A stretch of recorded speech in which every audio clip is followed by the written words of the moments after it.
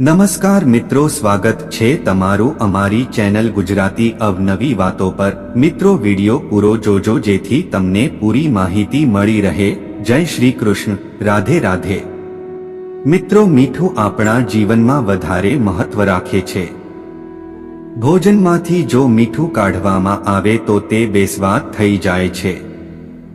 ઘણા લોકો માટે મીઠું વરદાન છે તો અમુક લોકોએ તેનાથી દૂર રહેવું પડે છે અને તેને ખાવાથી બચે છે। પરંતુ શું તમે જાણો છો કે મીઠાનું જ્યોતિષશાસ્ત્રમાં ઘણું મહત્વ છે?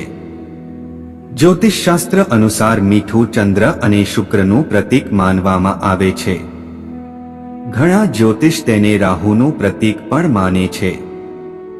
મીઠાથી ઘણા બધા ઉપાયો કરવામાં આવે છે જે ગ્રહની દશાને સુધારવામાં કામ આવે છે। ગ્રહ નક્ષત્રની દશા દરેક વ્યક્તિને પ્રભાવિત કરે છે। મિત્રો, જ્યોતિષશાસ્ત્રમાં ઘણા એવા ઉપાયો જણાવવામાં આવ્યા છે જેનો ઉપયોગ ગ્રહોને શાંત અને મજબૂત કરવા માટે કરવામાં આવે છે। મીઠુંના માત્રા ખાવામાં સ્વાદ વધારે છે, પરંતુ તેની સાથે જોડાયેલા જ્યોતિષ ઉપાયો પણ વિશેષ લાભ અપાવે છે। ચપટી મીઠું નસીબ બદલવામાં ખૂબ જ કારગર સાબિત થાય છે અને ભાગ્યને મજબૂત કરવા માટે મીઠાના ઉપાયોને ખૂબ જ ઉપયોગી માનવામાં આવે છે। તો ચાલો જાણી લઈએ મીઠા સાથે જોડાયેલા અમુક ખાસ ઉપાયો વિશે। મિત્રો, હજુ સુધી વિડીયોને લાઇક નથી આપી તો લાઇક કરી દેજો અને કોમેન્ટમાં જય શ્રી માં લક્ષ્મી જરૂર લખજો। મિત્રો, મીઠું ઘરમાંથી નકારાત્મક ઉર્જા દૂર કરવાનું કામ કરે છે। તેના માટે ઘરમાં પોતું લગાવતા સમયે પાણીમાં ચપટી મીઠું ભેળવી દો। અઠવાડિયામાં એકવાર આવું કરવાથી ઘરમાં સકારાત્મક ઉર્જા આવે છે। કહેવામાં આવે છે કે ઘરમાં મીઠાવાળું પોતું કરવાથી જલ્દી ધનની પ્રાપ્તિ થાય છે। જો તમે પ્રગતિ કરવા માંગો છો તો ઘરમાં મીઠાથી પોતું જરૂર કરો। મિત્રો, કાચની કપમાં મીઠું ભરીને બાથરૂમમાં રાખવાથી સૂક્ષ્મ કીટાણુઓ નષ્ટ થઈ જાય છે અને ખરાબ શક્તિઓ દૂર થાય છે। તંત્રશાસ્ત્રમાં બરકત માટે મીઠાનો ઉપાય ખૂબ જ અસરદાર માનવામાં આવે છે। તેના માટે મીઠાને કાચના કપમાં ભરીને તેમાં 4-5 લવિંગ નાખી દો। આવું કરવાથી ઘર પર માતા લક્ષ્મી માતાની કૃપા થાય છે અને ધનની બરકત થાય છે। અઠવાડિયામાં એકવાર બાળકોને મીઠાવાળા પાણીથી નવડાવવા જોઈએ। માનવામાં આવે છે કે આ ઉપાયથી બાળક ખરાબ નજરથી બચીને રહે છે। મિત્રો, પતિ પત્નીમાં હંમેશા ઝઘડો થાય છે કે ઘરમાં તણાવ રહે છે તો મીઠાનો ઉપાય અજમાવી જુઓ।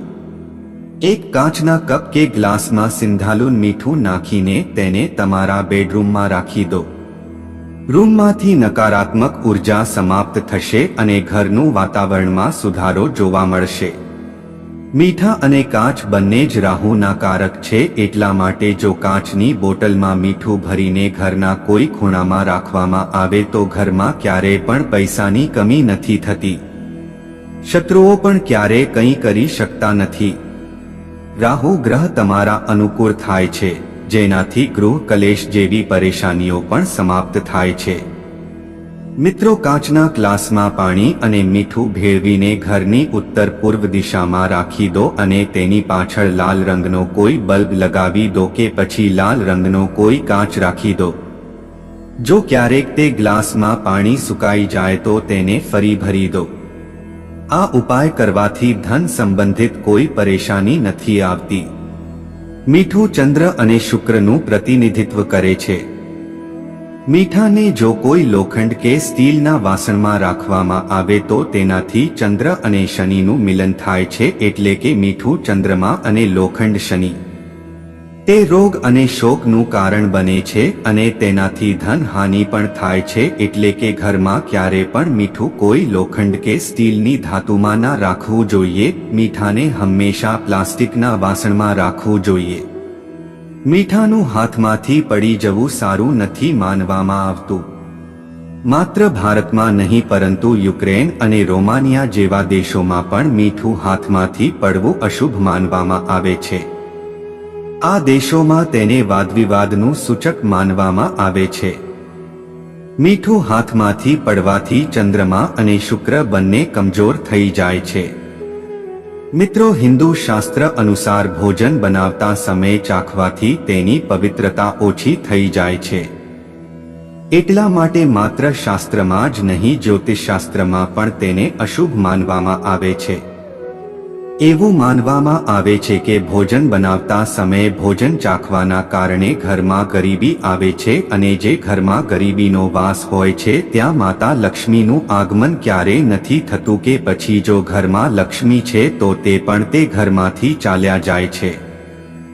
મિત્રો, જો તમને વિડીયો પસંદ આવે તો વિડીયોને લાઈક કરો અને શેર કરો અને અમારી ચેનલ ગુજરાતી અવનવી વાતો સબસ્ક્રાઇબ કરીને બેલ નોટિફિકેશન સેટ કરો જેથી તમને અમારા આવનારા દરેક વિડીયોની સૂચના સૌથી પહેલા મળી રહે. અને કોમેન્ટ બોક્સમાં માં લક્ષ્મી અવશ્ય લખજો. વિડીયોને છેલ્લે સુધી જોવા બદલ તમારો ખૂબ ખૂબ આભાર.